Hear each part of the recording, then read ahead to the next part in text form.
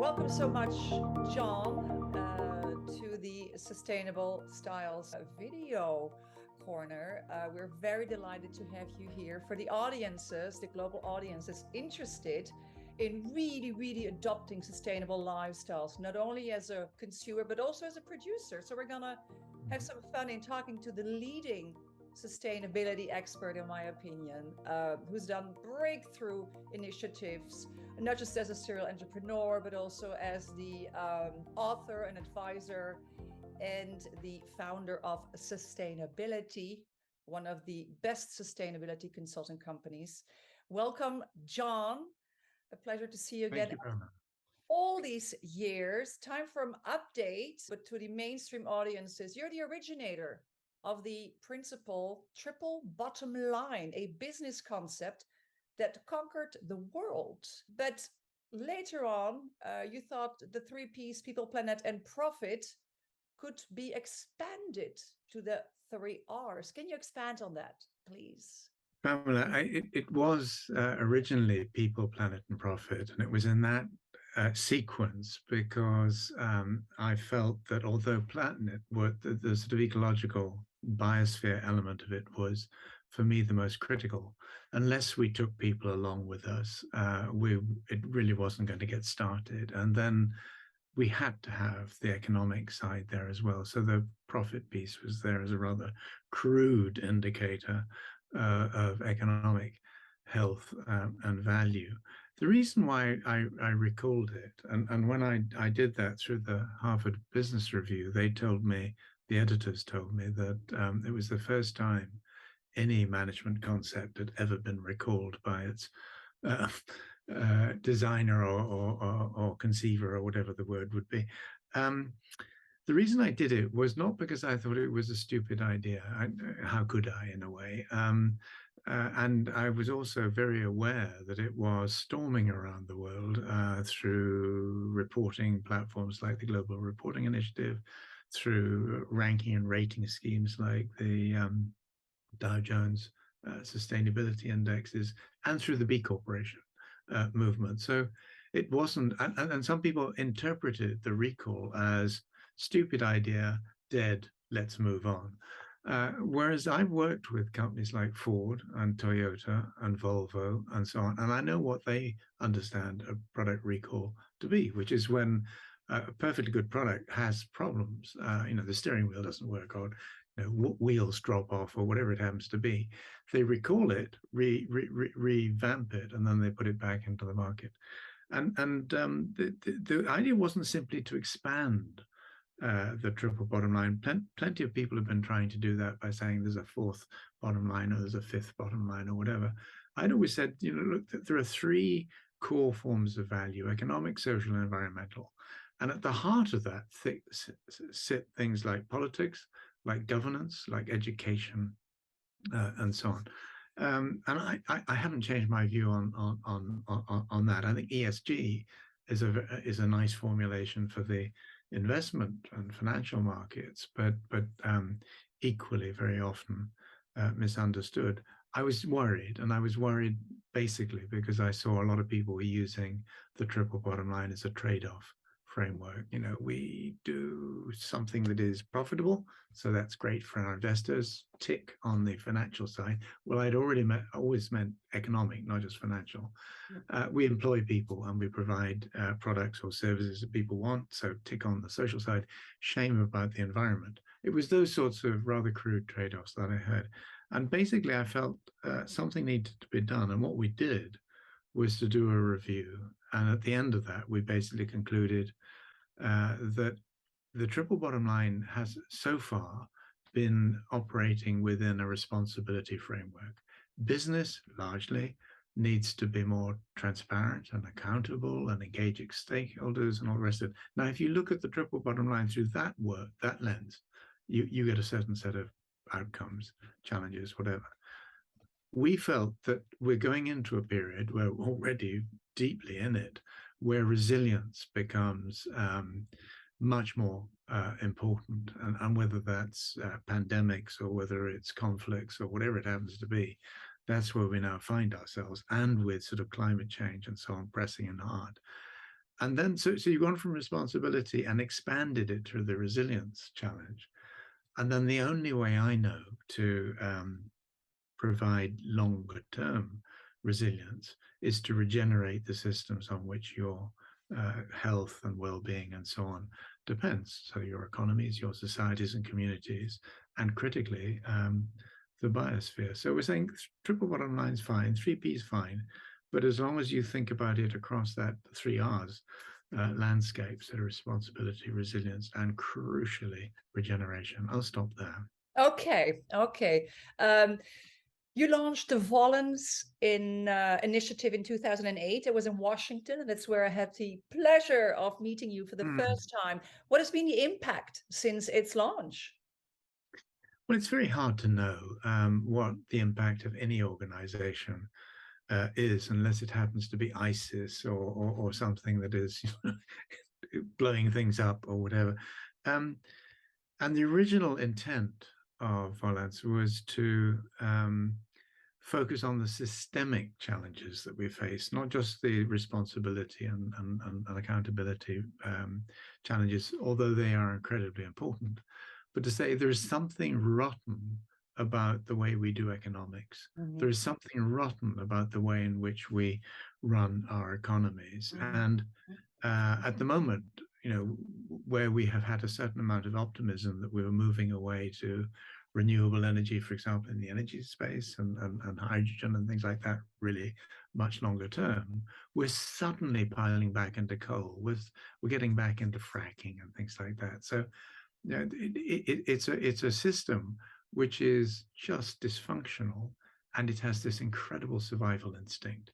And so every time shocks to the system come up, it goes back to the old settings. So that was the message. And at that time, 2008, we were right in the middle of the financial crisis. So stupid time to launch a new venture, although perhaps a good one. I mean, it turned out to be quite reasonable. And I think now what's interesting is to see lots of CEOs and business leaders and investors and even politicians are saying there is a set of problems with the system that we've built over the decades, and somehow that's got to be addressed. And some of these really big challenges, like the pandemic, COVID-19, have really underscored that.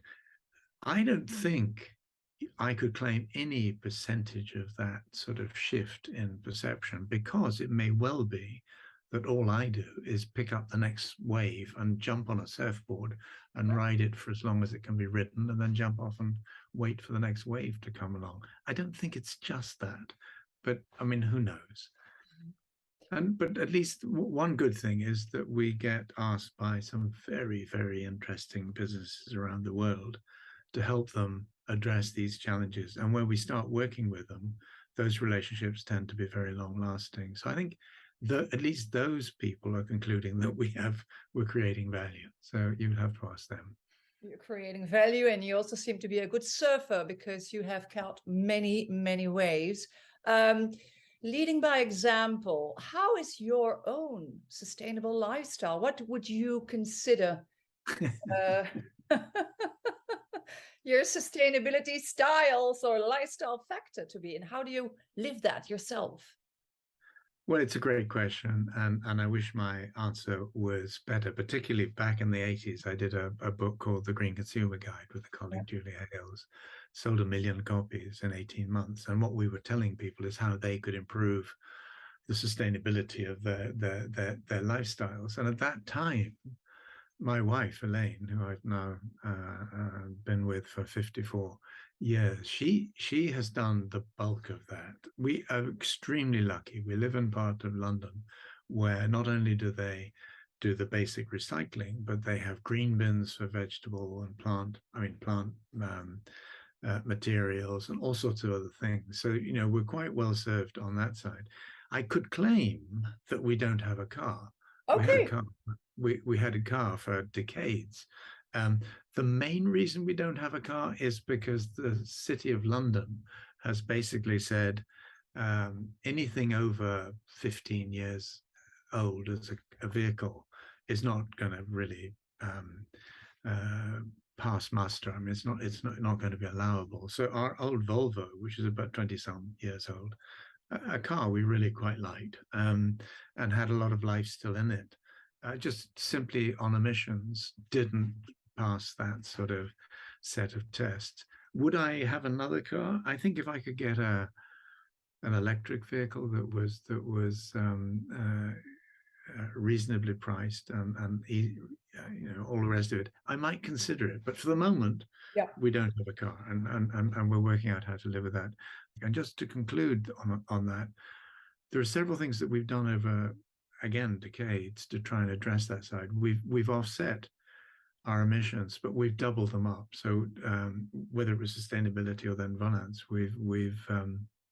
we've offset once, and if we're flying on client business, we get the client to offset a second time. It's no excuse, but that's one thing we've done. And then also we're working now with in the United Arab Emirates on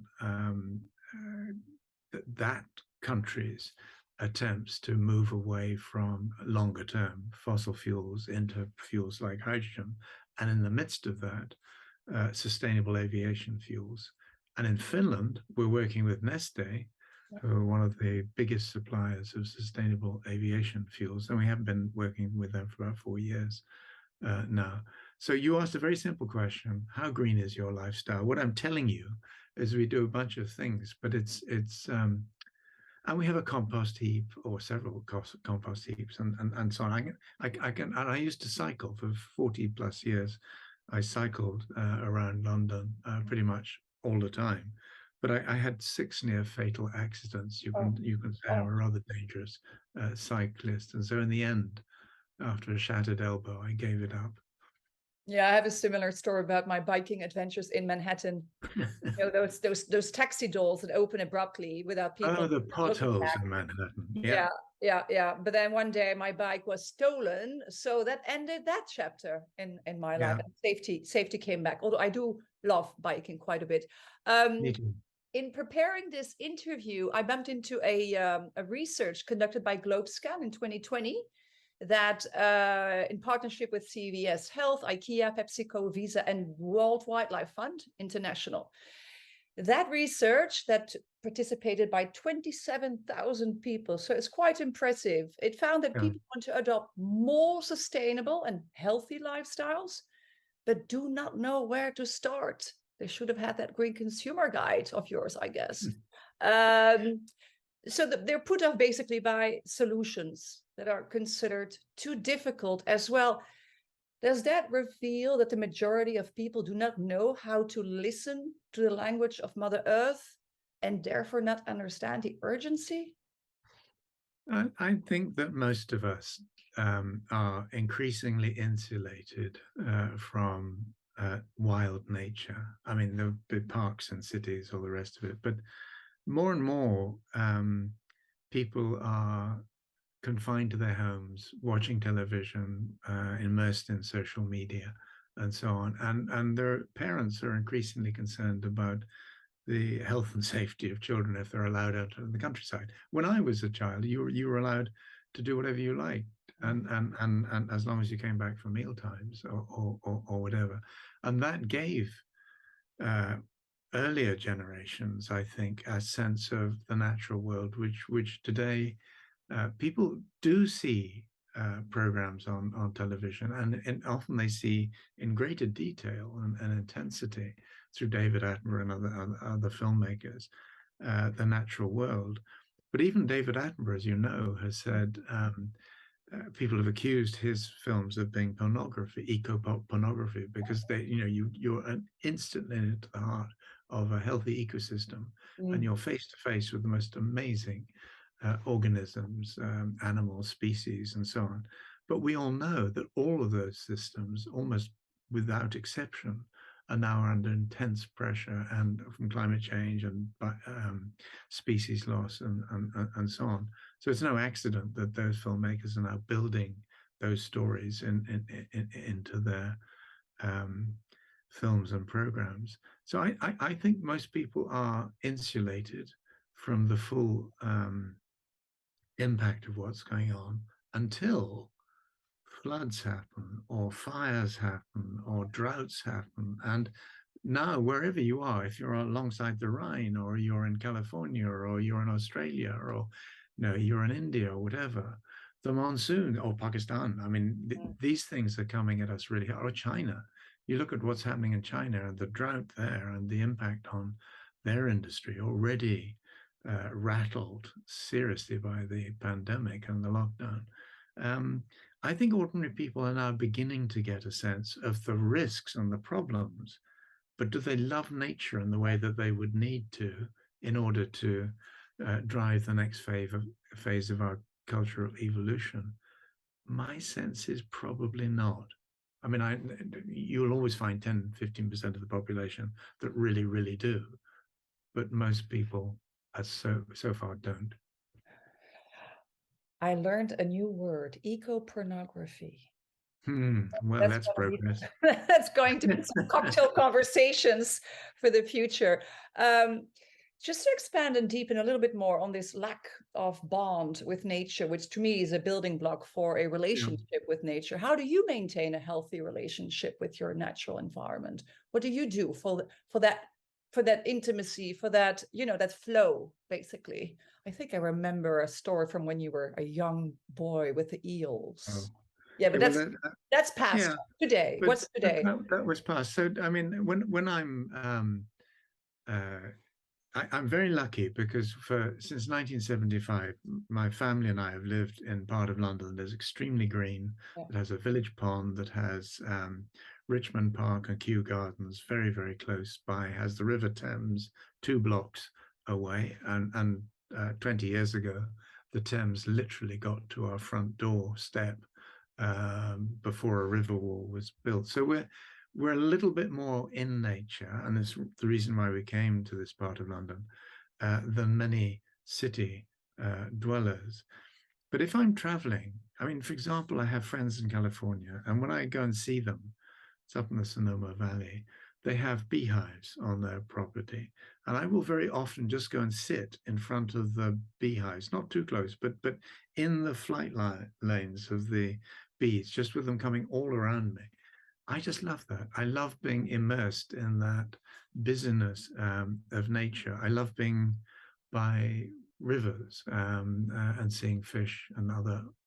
I mean, in the village pond where we live, somebody has released turtles. They shouldn't be there. They are there. They've released different people probably carp. Really spectacular carp. I mean, Asiatic. I mean, really extraordinary design of fish. I watch people as they're playing with their children by the pond, and it's a really big pond with an island in the middle. Absolutely, the majority, over 90%, have no idea those turtles are there, even when their heads are going by. No idea that the fish are there. They're just not paying attention. They're paying attention on the ducks and feeding the ducks, because that's what we humans do. So it's part of, I think we have an idealized relationship with nature. I think it's a romanticized relationship with nature.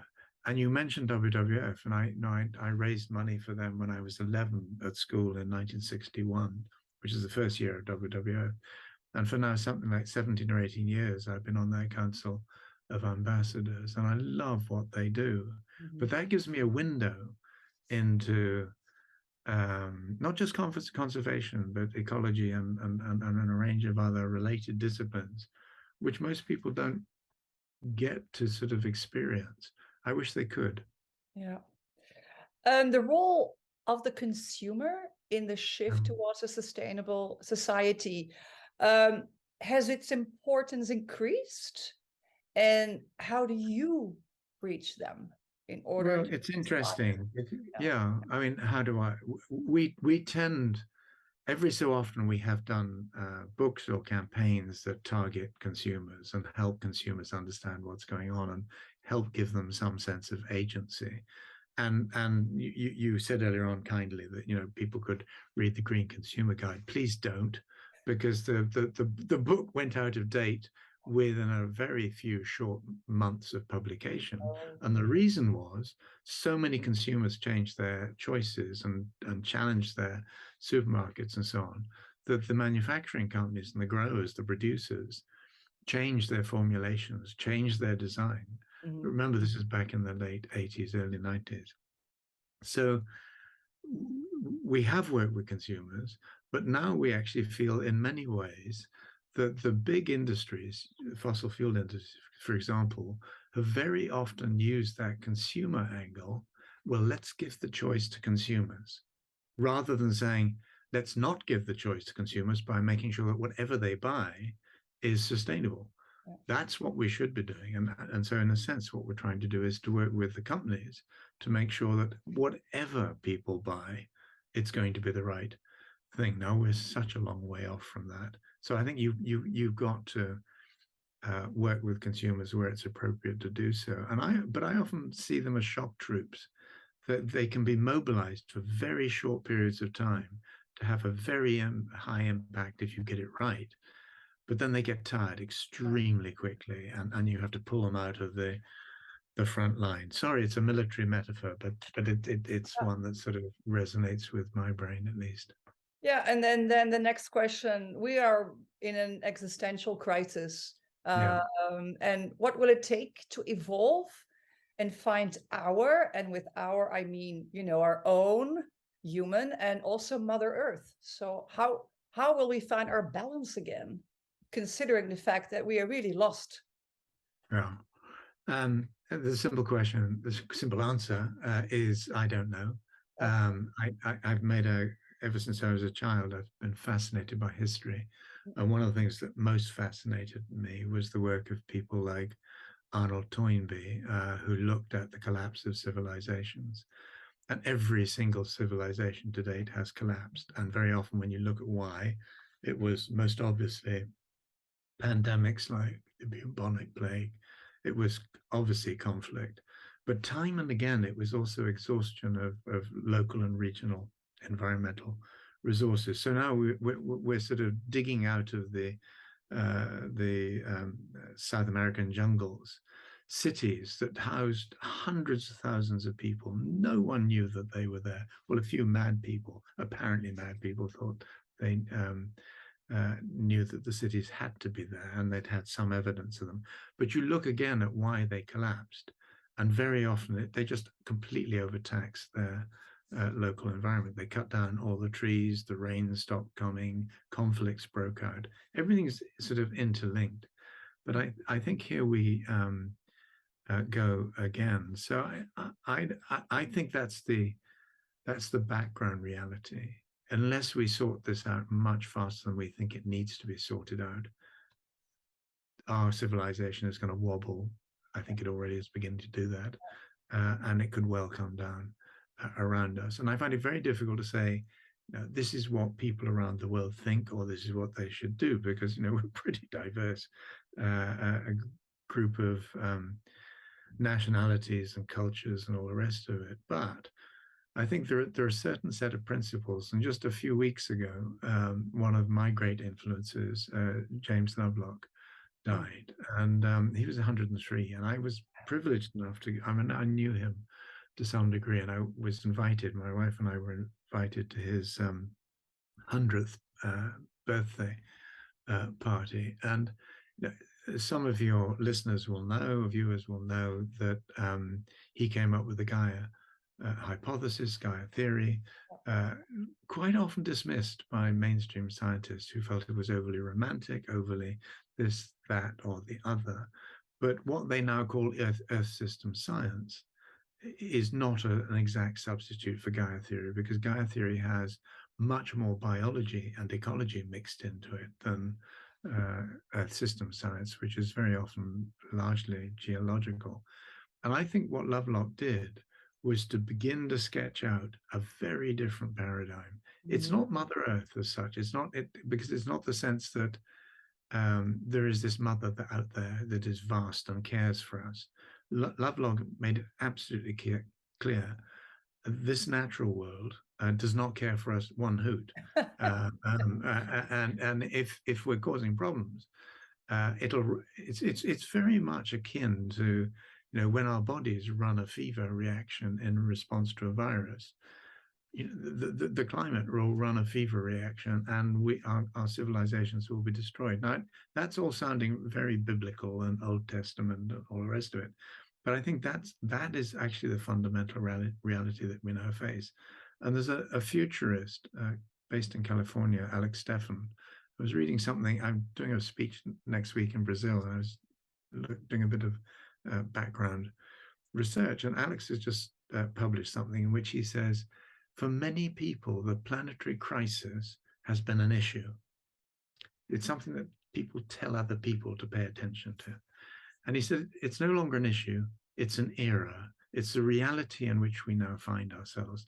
Now, we can choose to address that as something we're going to have to fight against, or we can choose to address it as, what an extraordinary opportunity to create new sciences, new technologies, new business models, new cultures that are properly fit for the 21st century and beyond. That's the way I tend to see about it. So I'm mainly, most of the time, optimistic, because, and the final point, I think our species, when you look back at its history, tends to do its best work when it's backed into a corner. Not always, not at all always, but sometimes, because we're forced to do things that we didn't think were possible, and we make the impossible become possible. And I think that the next 10 to 15 years, that's a space I think we are increasingly in.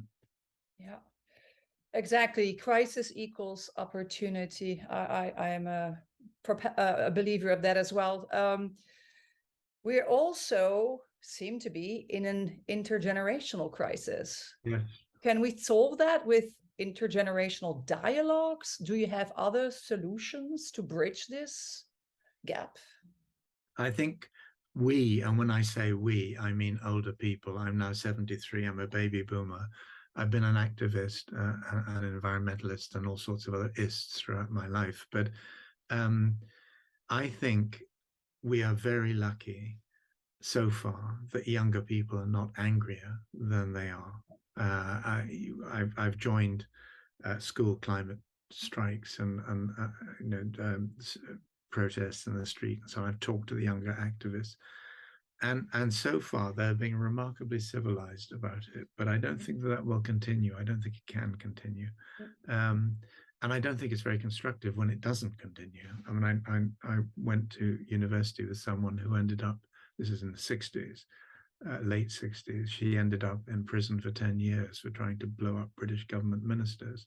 She was part of something called the Angry Brigade. And when I look back at some of the people I knew in that world, they were very bright. They were very well educated. They thought they'd tried to change things and thought they'd been rebuffed by the system. So they became angry. And I think we're very close into that happening again. So to your question, I see a very worrying trend among older people, which is to say, we were environmentalists. Well, really, you weren't. I mean, in the sense that they drove sport utility vehicles, many of them, and lots of tropical holidays and all the rest of it. And they did not make sure that their votes and all the rest of it were in the right direction. And I then hear something else, which is, and now it's the turn of younger people to have a go. I forgive the technical term, but I mean, I just think sod you, because in a sense, you've been complicit in destabilizing the climate and destabilizing our biosphere. You cannot now abandon your responsibility and hand it over to your the younger generation. You've got to get actively involved. You've got to, and the problem is older people tend to become more conservative, and therefore they vote against change, and their pensions tend to be invested in the older industries rather than the riskier new ones. So to your question, yes, we absolutely have to bridge between the generations. And when I was at COP26, and I don't go to the COP climate summits, but it was the first one I'd been to. It just happened to be more local than normal, and the signs around it were a bit better. But one of the sessions I went to was hosted by the Body Shop International, and it had their CEO and it had their chief sustainability officer there, and a panel of 7 young people who were basically pretending to be a youth advisory board for the company. And I thought it was an interesting idea, but I don't think that the young people had done their research properly. And therefore, a lot of the questions they asked ignored what the company had already done. And I think if we're going to do that, we're going to bring younger people in at every level, and I think we have to do that. Then we've got to find out ways to bring them up the learning curve as fast as we possibly can, and not the learning curve that we find comfortable, but the one that is appropriate for all of us to go up, and then also go up that learning curve ourselves, whatever age we may be. Oh gosh, you make me go down to memory lane when I had the joy of interviewing Anita Roddick herself. Oh gosh, at Columbia University. And again, it was my bicycle that made that happen. I was biking to Columbia University, living downtown, 50 minutes every day, up and down on the bike. And I see a poster tonight, and I called them up, and they told me she's at Columbia. So I don't know how I managed to still have a one-on-one interview with camera. There's no word to describe Anita. What a lady. She was a phenomenon, and I think she was such a model for the next generation of business activists. I mean, I have 2 huge campaigning posters from the Body Shop, which she gave me, I don't know how many years ago, probably about 30 years ago now. But I loved her. I was quite pleased I didn't work too close in to her, but no, what a phenomenon. We were very privileged to have had her. Yeah, and about a fighter, nobody was waiting for her. She was the first to really, offer that whole new paradigm. Going back to change is the only constant in our lives, I would say. Nothing stays the same. And so if we strive for excellence in a world of sustainability, we have to change the system as well, because that was the root cause of the imbalances that caused today's unsustainable patterns, business-wise, environmentally wise, and even on a human level. Tell us about your Swans book and what solutions do you offer? Green Swans.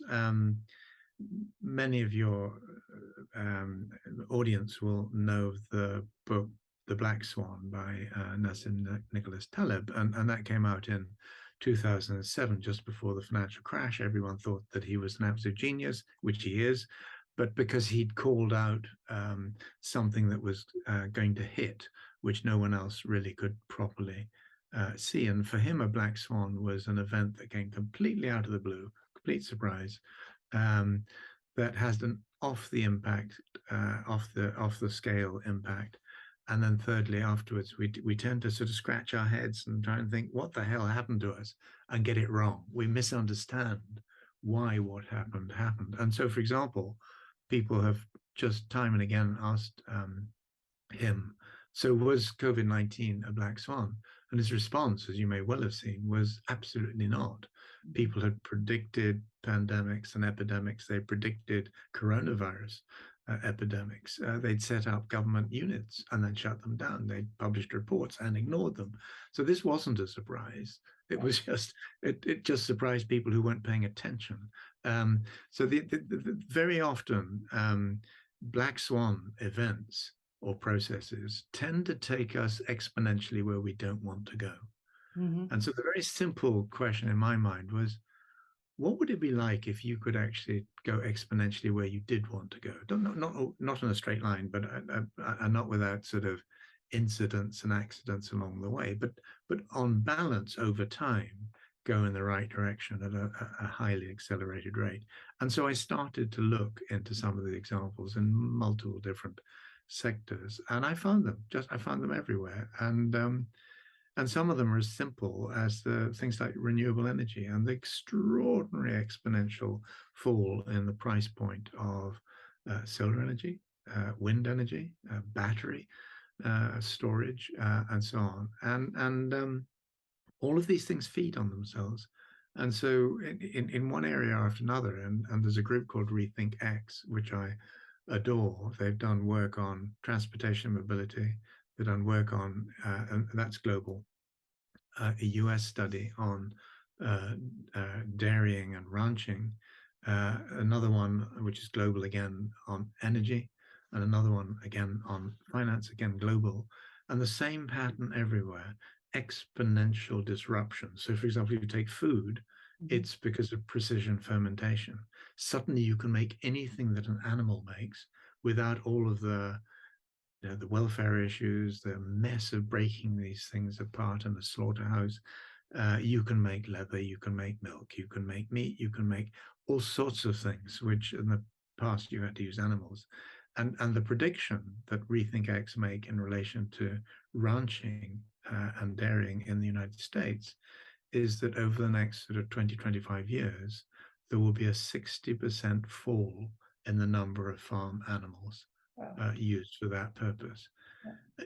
And you suddenly think, well, if Trump was elected by people who are already worried about their jobs, what is it going to be like when suddenly the farmers can no longer make a living, where 2 to 3 million truckers will suddenly find that Elon Musk has sort of got the autonomous trucks, which are sort of knocking out of the market again. I think these extraordinarily exciting times in technology terms, but they're extraordinarily dangerous times in political terms, and we don't yet see the sort of political leadership that we will need. Yeah, leadership. That's a whole different conversation, I think. It is. Yes. You mentioned COVID, and because of COVID, many people have expressed that they're burdened with climate fatigue, and many nations are prioritizing the revival of their economies over dedication for environmental care. Are we in a fork in the road here, or is this a temporary fall before a rebound? Again, who knows? Because we're a singularly stupid species very often, even when a challenge or an opportunity even is staring us in the face. We're often blind to it until remarkably late in the story. And as a species, we do get fatigued. I mean, it's the reason I describe consumers as shock troops. You can mobilize them for very short periods of time to be excited or agitated, concerned, or whatever it is, but that won't last. And that's why I think in the end, you have to reset the defaults for all consumer choices, such that whichever route they go, they have no option but be sustainable. Now, that's a huge jump from where we are, but I think that has to be the goal. I think that the fatigue that we're seeing is going to get worse in some ways, because if people think this is the end of the conflict, it's only the beginning. If they think this is the end of pandemics or even of COVID-19, it's not going to go away. And the more we move into tropical forest areas and so on, and the faster our mass transit systems, the more that we're creating an incubator for exactly these sorts of health problems. So my simple piece of advice to anyone would be get used to it, but don't get used to it to the point where you just think, enough, I'm going to go to Patagonia and build a bunker or whatever it is. Just become more active and find the pressure points where you can actually add your voice or your weight to the change movements. And that is becoming harder because there are so many different change movements now, and there's so many different options on that front as well. But one of the things I love about younger people is just how motivated they are to sort of get involved and have their voices heard. And I think they have to do that. I think it's not only a crucial element of growing up, but it's also it's a crucial element in becoming an adult and understanding that this world is one that we've largely now created for ourselves. And if it's not working, it's up to us to change it for the better. Yeah, you mentioned younger generations. So instilling sustainability mindsets, how are schools doing in creating a foundation for resilient world citizens who will also be planet protectors and restorers? How are schools doing on that level? I haven't been to school. Yeah. for a very long time. I am, as I said earlier on, in my 70s. Our daughters are now in their mid-40s. Okay. So, again, I don't spend much time in school, so it would be very easy for me to sound as though I know what's going on in the schools world. I don't. On the other hand, most of our team have children, and most of them are involved in schools. I think there's a lot of good going on in the world of schools, and it's different from different countries and different classes and all the rest of it. But um, specifically to your question, no, I don't think most schools today, even now, are properly teaching people to be active citizens in this sort of Anthropocene era of ours, where everything has actually changed, and to be a good citizen, to be an effective voter, to be a good parent, to be an effective employee or employer, to be a successful investor. All of these things depend on, as you indicated, a different mindset. I certainly don't think business schools are yet properly inducting their students in all of this. It's beginning to change, but it's been incredibly slow. It was very easy to say business schools have betrayed generations of students by not equipping them with this sort of stuff. And I would say with schools, it's down to the teachers very often. I mean, there's a limit to what teachers can do if it's a bad system, a bad curriculum designed in the wrong way. But when I think about my schooling, very often the people who had by far the biggest impact on me, it was down to them as individuals. It was their character, it was their passion or interest, and that sort of ignited interest in their pupils and their students. So I find it very easy to say we should have more education in this and more teachers equipped to do this. But I often wonder if, when I was a child, if I had been taught lots of this stuff, what would I have done? Because I have a character, a personality, which tends to go off from where I'm told to go. I wouldn't have been very good in the military. So I don't know. Would I have then wanted to become an astronaut or an accountant or something? I don't know.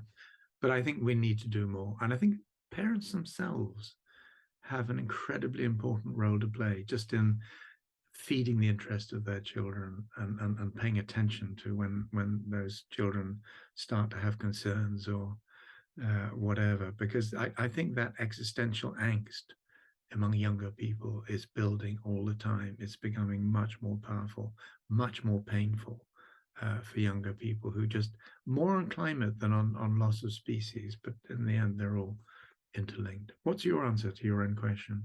Well, I've been going to school. Thank you for hitting that question right back in my field. I've been going to schools since 2004. Yeah, Mm-hmm. quite a long time, and I have, for that purpose, a very passionate person, as you know. I'm driven by passion and love, so to speak, for better, greater, more sustainable societies. And so I designed a special program for youth, the Eco Hero Lab, which is now Yes. produced in 11 countries around the world. So first they get Well the done. science. They get the science. Why do we need sustainable societies? Introduction into the reality of full ecosystems. So they get to understand where the problem is and where potentially the solutions are, and then offering an inroad for them to explore with a practical exercise called the Eco Hero Challenges. Kids sent me videos. We're going to turn that actually into a TV show. So we're accelerating the possibility for youth to learn about sustainability in a whole different way. Yeah. Kids see me as a special act. I come into school once. So I come just for one time to kind of ignite something inside of them, all the while telling them that they each have a unique talent or several. And I think in this society where learning is changing, to really give that feeling that, you're special, that you count, that you have exactly a destiny that you can manage yourself, but that is a positive I would say future, because you're actively co-creating. And Yeah. it's only when you roll up your sleeve. I also interviewed Anita, Wangari Maathai. I interviewed Wangari Maathai twice. Wonderful one. What another wonderful woman, exactly. And she said, you plant a tree, you've done something good. Dig a hole, plant a tree, and you've done something good. And I think the experiencing of planting seeds, seeing something grow and nurture it, that has to be experienced. So within my 5 challenges, there is that relationship with nature. How do you create that? Going outside the classroom, for example, a park, a forest, or bring the green situation inside the house or the classroom. And some people are very, sensitive to these things, and some not. But at least you have exposed people to the possibility. Yeah. And that's really a fun plan that I've seen succeed, because kids contact me out of the school system and say, please come back. You had such an impact. We want to hear more of this. Oh, that's fantastic. Well done. Yeah. So last question. Are you hopeful for the future of our planet? There are probably 2 questions I've been asked most often in my life. This is one of them. And it is, are you optimistic or pessimistic about the future? And I always answer in the same way, more or less, which is to say, I'm not well qualified to answer, because I was born an optimist. You couldn't do what people like me have done over the decades without believing that the world was improvable, and that things could well turn out for the better. But there are moments where you just have to say, this is, I wrote my first report on climate change back in 1978. So a long time ago. And all the things I was talking about in that report have gradually and steadily become reality. And I can't lie. I mean, that has been profoundly upsetting and frustrating and so on. But at the same time, there's been enough progress when I think about the people we first engaged in business, for example, totally switched off to what we were wanting them to know and to think and do. Now it's, as I said earlier on, it's changed very substantially. I was reading just yesterday that if you look at sustainability reporting, which I had a lot to do 20, 30 years ago, in getting established, it's something like over 90% now of major companies around the world do sustainability reporting. Well, that's not going to save anyone, but it's a stepping stone. It's getting them on the learning curve to understand what the issues are, to talk to some of the critical people. So yes, it is simply stated, and for the reason I gave earlier on, which is that when we back ourselves into a corner, that's when we tend to do our most energetic work, whether it's good or bad. I think we're now in that corner as a species, not just as nation states or whatever. And so I'm very optimistic that if we're going to solve this, it will be effectively solved within the next 15 to 20 years. If we don't, we've lost the game. Yeah. Well, we will wait and see, and maybe in 10 years I'll knock on your door again and we can have another conversation. I look forward to it. I love those time zones, because it gives a long time span to see the shift or not. But I launched my first environmental magazine when I was 12 in the 80s. And at that time I was writing about recycling methane gases in farms, etc. If only they would have listened to those voices of all these people who were suggesting.